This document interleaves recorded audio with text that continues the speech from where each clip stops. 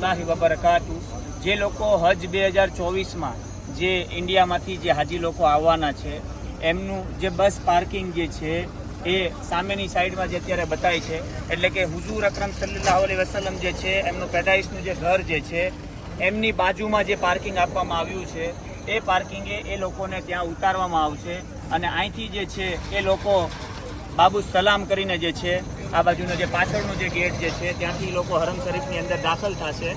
એટલે કે અઝીઝિયા જે છે એ અઝીઝિયામાંથી એમને બસ પાર્કિંગમાં ઉતારવામાં આવશે અને એ બસ જે છે એ અહીંયા જે અત્યારે લોખંડની જાળી લાગેલી જે છે ત્યાં એ લોકોને ઉતારવામાં આવશે અને એ જગ્યાએથી એ લોકોએ જે છે એ હરમ શરીફની અંદર દાખલ થવાનું આવશે.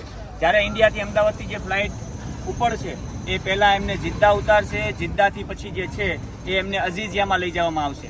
અઝીઝિયામાંથી તમારા જે નંબરની બસ હોય, એટલે કે તમારા હોટલની નજીક જે બસ પડી હશે એમની ઉપર નંબર લખવામાં આવેલો હશે 1, 2, 3, 4, 5, 6, 7, 8 એટલે કે 12 નંબર સુધીની બસ હશે. તમે જે બસમાં બેઠો છો એ બસનો તમારે નંબર યાદ રાખવાનો છે. એ બસ તમને જે છે એક બીજા પાર્કિંગમાં ઉતારશે. એ પાર્કિંગમાં તમને લાલ બસ મળશે. લાલ બસ જે છે એ તમને આ પાર્કિંગમાં ઉતારશે. આ પાર્કિંગમાંથી તમારે જે છે એ હરમ શરીફમાં જવાનું છે અને જ્યારે તમે રિટર્ન આવો છો ત્યારે તમારે આ પાર્કિંગમાંથી તમને જે છે એ એક બસના પાર્કિંગે ઉતારે. તમારે ત્યાં જઈ અને ઇન્ડિયન ફ્લેગવાળી તમારી બસ ગોતવાની છે અને તમે જે નંબરની બસમાં અહીંયા આવ્યા છો હરમમાં એ બસમાં તમારે જે છે એ તમારે તમારી હોટલ સુધી રિટર્ન જવાનું આવશે. ખુદા હાફિઝ.